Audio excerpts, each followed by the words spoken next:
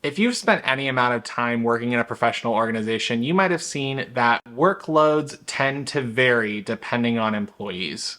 Instead of being distributed evenly, one or two employees tend to do the bulk of the work while most other employees tend to sit back and just scroll through their phones. So in this video, let's talk about why good employees get rewarded with more work. Now, I probably should say rewarded with more work, because if you have been on the receiving end of getting more work, you kind of feel a little bit more like a horse or a donkey when you're trying to carry the entire company or the entire team on your shoulders. It doesn't really feel much like a reward. And so I thought about it and I said, why are supervisors, if this is such a problem, why are supervisors so ambivalent to distribute work evenly when they know that only a small fraction of employees are actually doing organizational work? And I came up with this idea of a false productivity premise. Now, what is that? Imagine you're a supervisor of a team and you have 5 projects that need to get done by the end of the week. If you have, let's say, 5 employees, that's perfect. That's one task for each employee to complete before the end of the week. And let's say that one of your team members finishes in one day. Everyone else is still working on it. The 4 other employees are still completing their task, but one employee has already finished their project. So what would you do? You would say, okay, one employee, now that you have more free time, go work or go support the other 4 employees who haven't completed their task yet.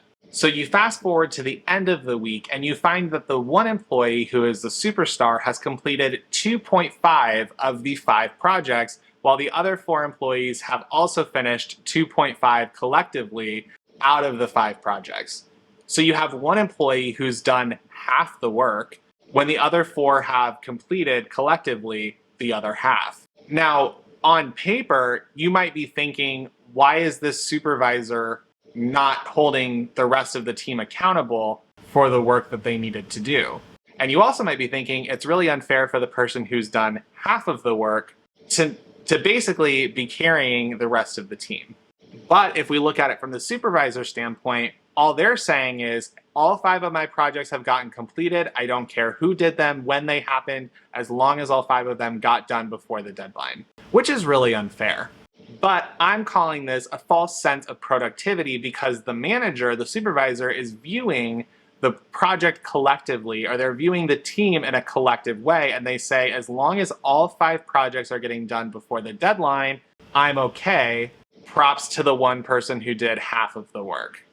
But from an employee standpoint, the unfair distribution of work results in things like excessive stress and anxiety, loss of productivity, the feeling of inequality, resentment and jealousy, and the overall promotion of laziness, which leads to a collectivist dilemma.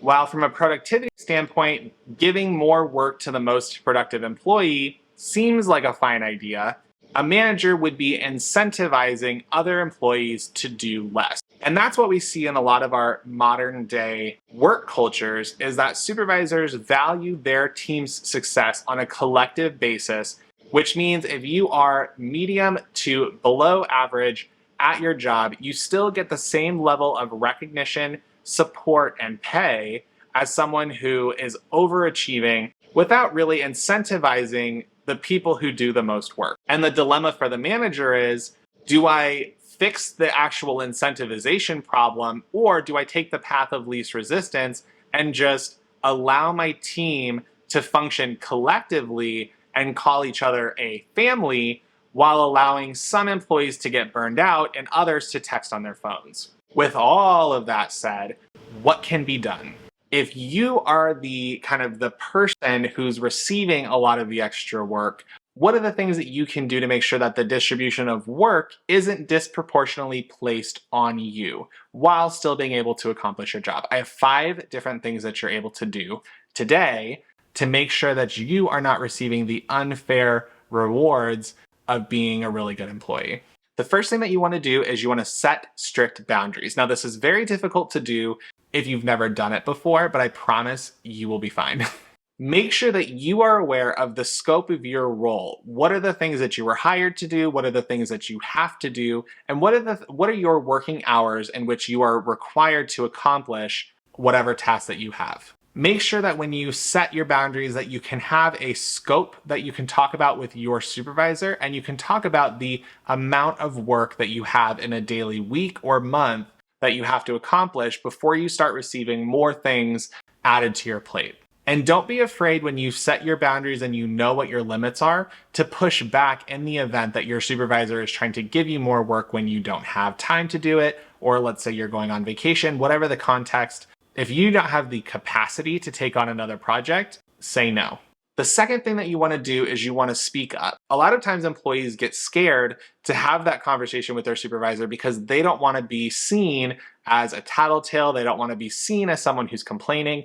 They don't want to be seen as somebody who's causing issues or correcting their manager in a professional work setting. Now, when it comes to speaking up to your supervisor, you can have a very candid conversation depending on your relationship with your supervisor. You can say something as simple as, I have been feeling really overworked. I've been feeling like I've been taking an unfair amount of the workload. However you want to phrase it, but you can just tell your supervisor, hey, I've been taking on more than my fair share, and it's time to either get paid more or we have to refigure out how to distribute it to the rest of the team in a way that allows other people to take on the responsibility that they should be taking on from the beginning. The third thing that you can do is monitor your other teammates' output. One easy way to see if you have received more work than other people is to see how productive or how much work other team members are doing in the same amount of time period as you. If you've seen that a coworker is only accomplishing one or two things, I promise you it's not because they don't have the ability to, it's because they are just not working or they're being unproductive to make it seem like a task is being drawn out longer than it needs to be. Now, in some contexts, yes, sometimes projects get hung up and they do take a little bit longer, but if you've seen a habit or a habitual pattern of a coworker drawing projects out or making things overcomplicated, it's more than likely that they just are drawing things out or being more dramatic because they've seen that that behavior works in the past. So if you can identify what are the things or what are the triggers that they have that is creating a delay or whatever their habitual patterns are, if you can start to identify those, you can start to monitor what is their output, and then you can track it against yours and see how much more work that you're doing compared to them. The fourth thing that you can do is ask for help. So if you've seen that a coworker has not been doing a lot of output, you can actually request from your supervisor, hey, I noticed that team member B isn't really doing that much. Can they help me on this project? And what you kind of do in that context is you let your supervisor know this person's being inefficient. And then the other thing that you do, you ask permission from your supervisor to delegate to that coworker. So what you're doing is you're letting your boss know the situation when it comes to productivity, but then you're also managing that individual and making sure that whatever amount of work that you have to do, that you are now managing them or supervising them to make sure that it's getting done. And the fifth thing that you can do, if you have seen that none of the other tips or suggestions have worked, work a little bit slower. If you're feeling overwhelmed and you're feeling like you have too much to do and not enough time to do it, it is okay to work a little bit slower. Even if you are a fast worker, you like to get things done, or even if a task is super easy, if you've seen that your boss is continuing to give you the bulk of work, what you can do is just start doing a little bit less and then make your supervisor hold other team members accountable to getting the rest of the work done. And if you are continuing to have some issues with your coworkers, it might not be that your coworkers are lazy, it might be that they're threatened by you. So check out this other video I have to find out if your coworkers are threatened by you and what you can do about it. See you on the next one.